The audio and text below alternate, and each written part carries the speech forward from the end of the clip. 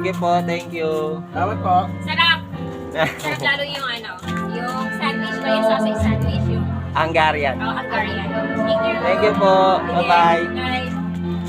Ako si Bok, lumaking mahirap pero mataas ang pangarap. Shoutout nga pala dun kila Ma'am and Sir na dinayo pa ako mula pa sila ng San Nicolas. Napanood nga daw nila yung vlog ko tungkol dun sa cheesy Hungarian sandwich kaya naman sobrang nasarapan sila. Thank you po, sana makapasyal kayo sa uulitin. Ngayong araw nga pala, Martes ay day off ko kaya ang dami kong inasikaso. Nang makarating nga ako dito sa may bayan ng Bulacan ay dito nga ako dumiretso sa may simbahan para humingi ng pasasalamat at hingi na rin ng gabay. Tapos ay pumunta na ako dito sa may plaza kasi sa likod nito ay nandito nga yung munisipyo. Sobrang dami ko nga ring memories dito at ang sarap tumambay dito lalo kapag gabi. Dati nga naalala ko nung high school pa ako ay madalas din ako tumambay dito kasama ng mga barkada, kaklase, kaibigan. Lalo kapag may pa-concert yung munisipyo ay talaga naman napakaraming tao rito. Pinakamaganda tumambay dito lalo kapag December. Tapos ito nga daladala ko yung senior ID ni mama pati yung mga reseta ng gamot niya. Hihingi nga kasi ako ulit dito sa munisipyo kung ano yung maibibigay nilang gamot para kay mama. Malaking kabawasan din kasi yun para sa gastusin ko araw-araw. Kaya naman pagdating doon ay may pinirmahan lang ako tapos umupo para pumila. Kada may lalabas naman ng isa ay nagpapapasok na kaya hindi naman matagal maghintay. Napakalaking tulong nito lalo't maintenance na to ni mama at kailangan araw-araw ay mainom niya. Nang mabigyan na nga ako ay dito naman ako pumunta sa isang tabi para nga ilalagay ko na sa isang bag. May mga pupuntahan pa rin kasi ako. Tsaka para makapahinga na rin kasi sobrang init din kasi sa labas at lalo nakabike pa ako. Sinisigurado ko nga din kasi muna na lahat ng gamit ko ay ilalagay ko sa bag at wala ako nakakalimutan. Mentras kasi na nagmamadali ako ay may nakakalimutan ako lalo kung saan ko nilalagay. Minsan nga yung diaper na binigay ni Chinchin na kinuha ko sa triple ay naiwanan ko sa isang groceryhan. Mabuti na nga lang at nabalikan ko nandun pa naman. Kaya hanggat maaari pinipilit ko na hindi masyadong mabilis ang kilos at hindi pa dalos-dalos para wala ako nakakalimutan. Kaya nang masecure ko na lahat ng gamot at yung ID ni mama, ito nga tawa ko pa pero inilagay ko na din sa bag kasi baka malaglag ko pa. Umalis na nga rin ako kasi pupunta ako sa may tulay ng Kupang. Nagchat kasi si Consi Marvin na may ibibigay daw siyang pambipi kay mama kaya naman sobrang thank you po talaga. Tapos ay pumunta na rin ako dito sa TGP sa may bayan para bumili ng kulang sa gamot ni mama. Kapag kasi may ganong kulang sa gamot ay bumibili ako ng paunti-unti kasi yun lang yung kaya. Pag uwi ko nag-alis lang ako ng mga damit kasi sobrang init din talaga at pawis na pawis nga yung suot ko kaya naman hinugasan ko na itong mga dapat hugasan. Ito nga yung mga pinagamitan ko kagabi pa kasi hindi ko nga naasikaso gawa ng ang sakit na rin ang ulo ko. Tapos ay namamanhid pa yung bato ko hanggang sa mukha ko. Kaya ang ginawa ko kagabi ay pinahinga ko na nga lang.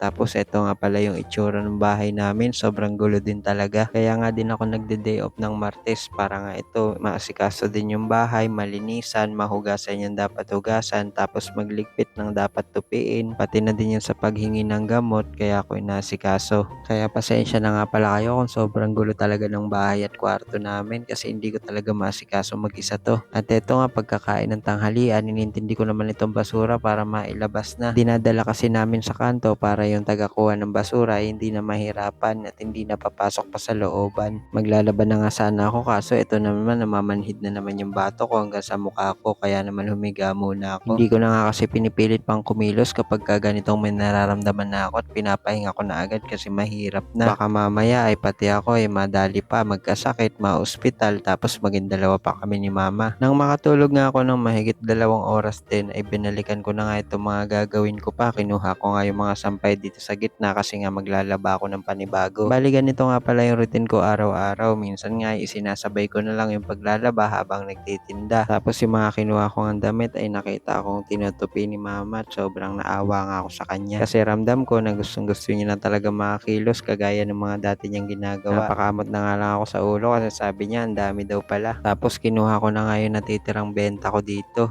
Ito na nga lang yung pera ko at pambibili ko ng diaper ni mama. Yung mga kinita ko kasi sa bultuhang order ay napambayad na. Mga utang dati pa, bills, kuryente, tubig at marami pang iba. O paano? Hanggang dito na lang muna ulit itong video natin na to. Maraming salamat po sa mga suporta nyo.